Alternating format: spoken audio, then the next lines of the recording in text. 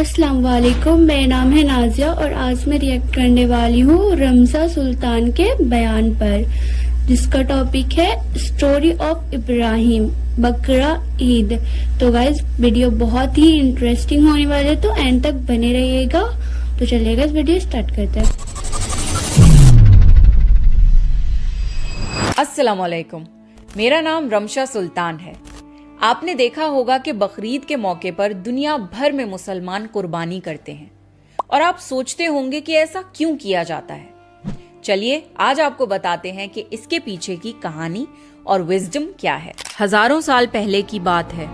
इब्राहिम अलैहिस्सलाम अल्लाह के नबी और पैगंबर थे।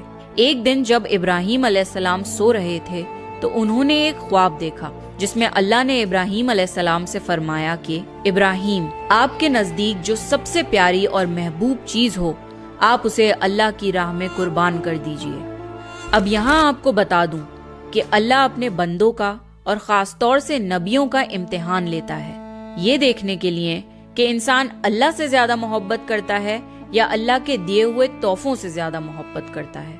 नबी और पैगंबर के ख्वाब सच्चे होते थे। वो जो भी ख्वाब में देखते थे वो अल्लाह का हुक्म होता था। तो ये ख्वाब देखने के बाद इब्राहिम अलैहिस्सलाम ने अपने ऊँटों के जत्थे में से 100 ऊँट कुर्बान कर दिए। आज के जमाने में ये 100 कीमती गाड़ियां सैक्रिफाइस करने के बराबर है।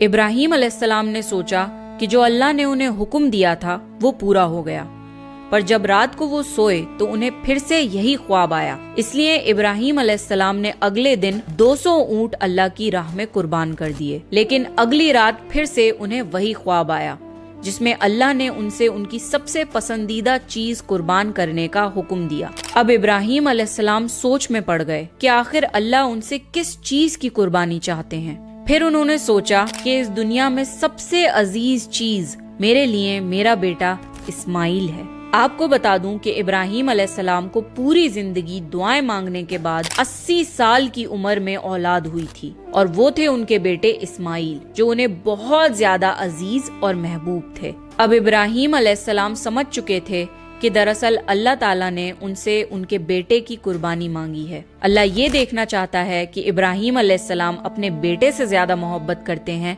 या अल्लाह से। इब्राहिम अलैहिस्सलाम के लिए ये बहुत बड़ा इम्तिहान था। अगले दिन इब्राहिम अलैहिस्सलाम उठे और अपनी बीवी हाजरा को कहा कि हमारे बेटे इस्माइल को नहलाकर अच्छी तरह तैयार कर दीजिए। इब्राहिम अलैहिस्सलाम की बीवी हाजरा ने अपने बेटे को बहुत अच्छे से नहलाकर खुशबू लगाकर तैयार कर दिया और इब्राहिम अलैहिस्सलाम अपने बेटे को लेकर एक पहाड़ की तरफ रवाना हो गए। इब्राहिम अलैहिस्सलाम ये तकलीफ भरा फैसला कर चुके थे कि वो अपने बेटे की कुर्बानी देंगे, पर शैतान को कैसे मंजूर होता कि कोई अल्लाह की इताअत करे। तो शैतान भी अपने काम पर लग गया। वो सीधा इब्राहिम अलैहिस्सलाम की बीवी हजरत हाजरा के पास एक बुजुर्ग की शक्ल में गया और उनसे कहा कि इब्राहिम तुम्हारे बेटे को किसी दावत पे नहीं बल्कि उसे कुर्बान करने के लिए लेके गए हैं। ये सुनकर हजरत हाजरा बहुत हैरान हुई, पर वो समझ गईं कि ये जरूर अल्लाह का हुक्म होगा। तो उन्होंने शैतान से कहा कि अगर अल्लाह ने इब्राहिम को ऐसा करने का हुक्म दिया है तो ये हमारी खुशकिस्मती है। ये तो मेरा एक बेटा है, अगर मेरे इस्माइल जैसे 1000 बेटे भी होते तो मैं खुशी खुशी उन्हें अल्लाह की राह में कुर्बान कर देती। सोचिए, एक माँ के लिए ये कहना कितनी बड़ी बात है।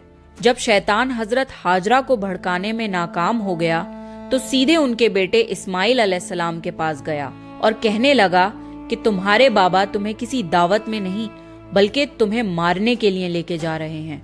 जवाब में इस्माइल अलैहिस्सलाम ने कहा कि अगर ये अल्लाह का हुक्म है तो मेरे लिए इससे बड़ी क्या खुशनसीबी की बात है कि मैं अल्लाह की राह में कुर्बान हो जाऊं।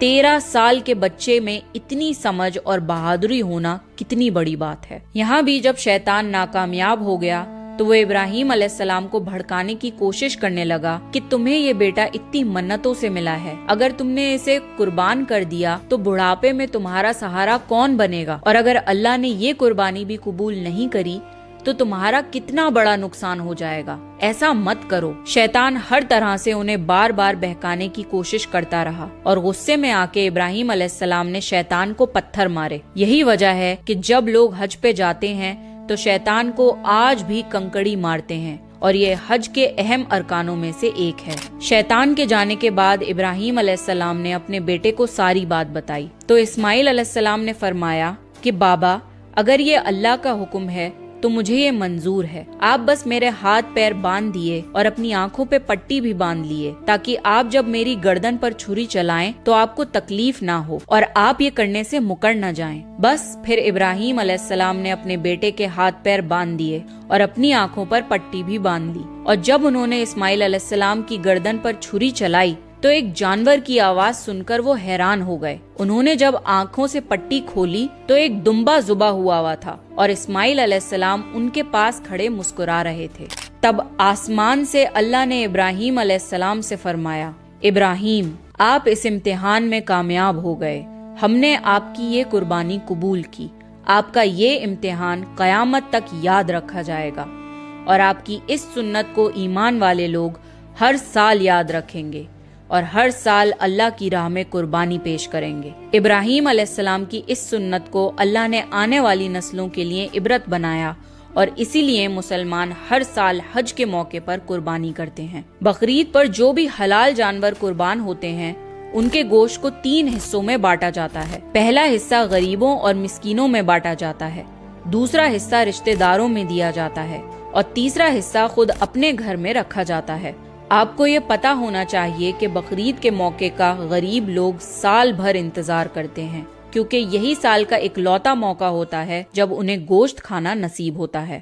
بقرعید کا یہ فیسٹیول دنیا بھر میں بھوکمری مٹانے کا ایک ذریعہ ہے and it's a part of Islamic faith to serve humanity and help others۔ حج کے ان 10 دنوں میں کی گئی نیکیاں اللہ کو سال بھر کی گئی نیکیوں سے زیادہ پسند ہیں، اس لیے حج کے ان دنوں میں ہمیں زیادہ سے زیادہ نیکیاں کرنے کی کوشش کرنی چاہیے۔ اس لیے اس عید کے موقع پر I have partnered up with Keto to help people in need۔ کیٹو ایک ایسا فنڈ ریزنگ پلیٹ فارم ہے جہاں 100% ویریفائڈ ایمرجنسی کیسز ہوتے ہیں جن کو جینوئنلی علاج کرانے کے لیے پیسوں کی ضرورت ہوتی ہے۔ کیٹو پہ 55 لاکھ سے زیادہ ڈونرز ہیں جہاں 100% ڈونر پروٹیکشن گارنٹیڈ ہے۔ سارے فنڈ ریزرز کیٹو کی ٹیم ویریفائی کرتی ہے۔ I went through all cases and I decided to help Anas، جو 5 مہینے کا بچہ ہے جسے ایک لائف تھریٹننگ ڈیزیز ہے۔ یہ 31 لاکھ کا ٹریٹمنٹ ہے جسے انس کی فیملی بالکل افورڈ نہیں کر سکتی۔ میری آپ سے ریکویسٹ ہے کہ آپ اس کاز کے لیے ڈونیٹ کریں۔ It's a 100% verified case. میری اور آپ کی مدد سے انشاءاللہ انس کے زندہ رہنے کی امید ہو سکے گی۔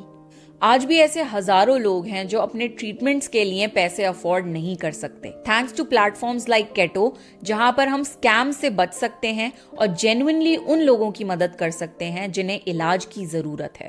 تو حج کے ان دنوں میں اور عید کے اس موقع پر زیادہ سے زیادہ لوگوں کی مدد کرنے کی کوشش کریں۔ آئی ہوپ آپ کو یہ ویڈیو ہیلپ فل لگا ہوگا۔